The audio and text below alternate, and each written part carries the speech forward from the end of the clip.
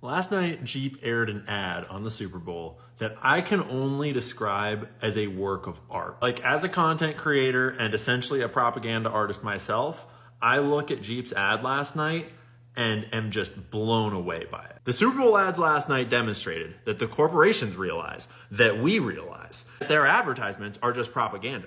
We all know this by now. And so if they want to adjust to that reality, they need to stop trying to manipulate us with their propaganda and their ads and just be good. It's not about tricking us into buying products. It's about producing content that's dope, that we like, so that we like their brand. And then we'll just like them. The manipulation just feels skeezy, and it turns us off to their product and can cost them years and years worth of brand reputation, as we've seen a few times lately.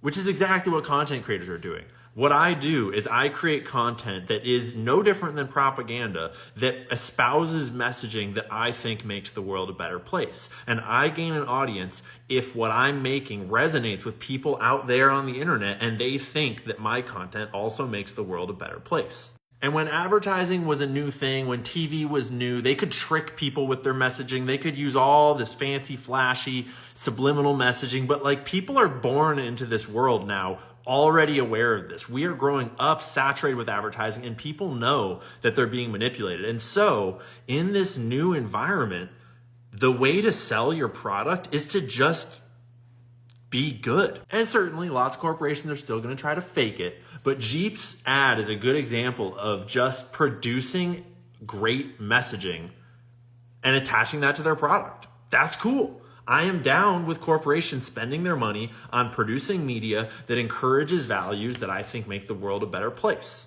That is the most successful type of advertising today. And that's why influencer endorsements and sponsorships and brand deals are so powerful for advertising, because you're leveraging the trust that influencers build over time. And often that backfires on influencers when they pair with the wrong organizations, sort of like Dylan Mulvaney and Bud Light. And after the infamous Bud Light ad, we saw what happens when corporations try to push ideology onto people that they don't want. But now there is a fascinating conversation happening around what do you do with a company that has transgressed against its audience and wants to make amends. Bud Light being the perfect example. A lot of conservatives think that they should just cancel Bud Light into oblivion until it goes away forever.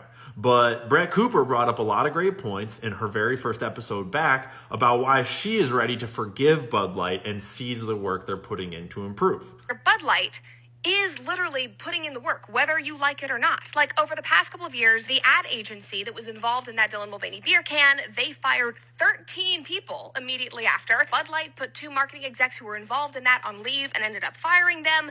They gave an apology, albeit very squishy, didn't actually hit the issue head on. But more importantly, they drastically changed their marketing tactics. Like, they actually got back to who Bud Light's consumers are and what Bud Light stands for. Like, they made Shane Gillis the face of their company, which was a dream come true for him because he loves Bud Light. They tried to make manly advertisements again. Like, every single one of their ads at this point, I think, has men in flannels drinking beer and watching football. And if you saw the Bud Light commercial from the Super Bowl last night, it was Shane Gillis. Basically, as far as I could tell, they went to Shane and was like, Shane, help us make the funniest beer ad that you would enjoy being in, and we'll just do whatever you want. And Shane was like, sick. Can we like shoot beers out of leaf blowers at people? Can we like crash through fences on like ride on lawnmowers and shit? Can we just have a crazy time? And they did. Furthermore, they partnered with the UFC and Dana White, which was extremely controversial, but this is what Dana White had to say about it. If I have made the decision to go with Anheuser-Busch and Bud Light, there's a damn good fucking reason. I know the inner workings of the beer business better than any of the other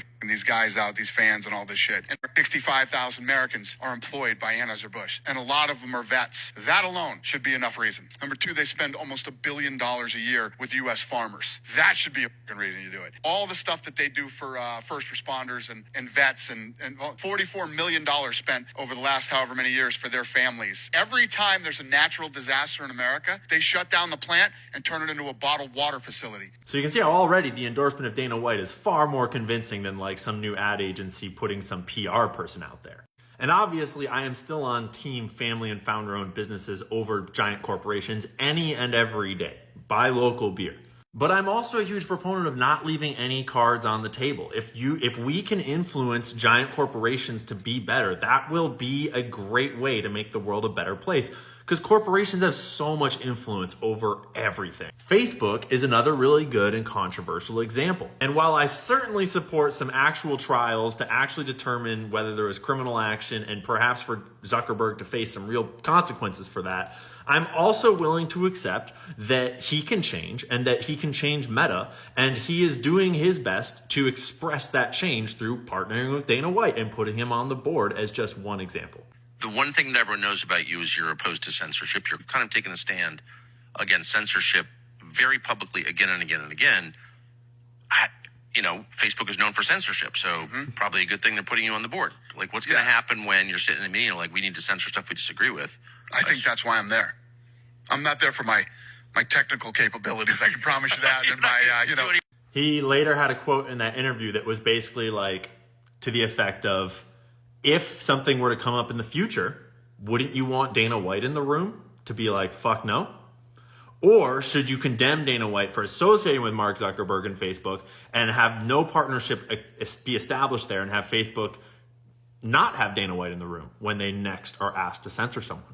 And see, this is where I lose the, shall we say, less thoughtful members of my audience, because ultimately progress requires compromise. Progress requires working across aisles with people that you disagree with. Progress requires accepting that the world is not all under your control. And there's great forces working at all times, all around us, to do things that you may not like, may not agree with, may not want. But you can do your best to actually influence the world to be better. And sometimes that requires compromising. So yeah, I'm a huge supporter of supporting family and founder-owned businesses, small businesses, over corporations at all times.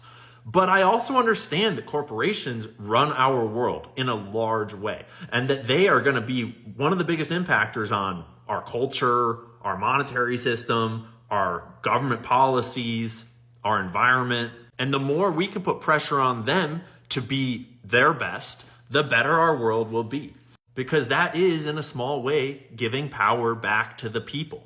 And so I'm not trying to say that I endorse Meta or that I love Zuckerberg or that I love Bud Light, because I don't like or love or endorse any of those things. I fucking hate them all. But I see the benefit of this shift that is happening, and it's really exciting. And I just watch this ad from Jeep and look at it from a filmmaker's perspective. It is art, and I would watch it for fun.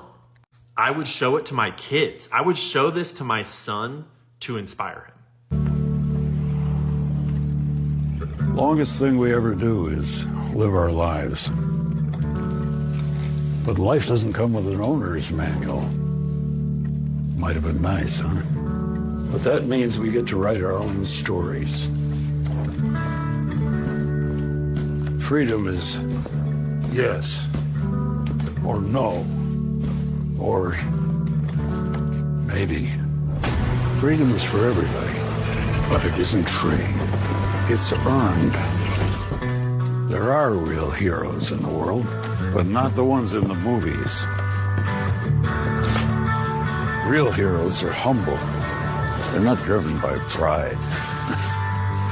Pride is a terrible driver. Freedom is the roar of one man's engine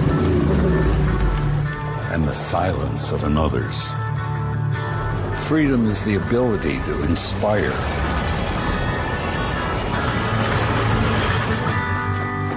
The most sacred thing in life isn't the path. It's the freedom to choose it. You don't have to be friends with someone to wave at them. We won't always agree on which way to go. But our differences can be our strength. So choose, but choose wisely. Choose what makes you happy. My friends, my family, my work make me happy. This Jeep makes me happy, even though my name is...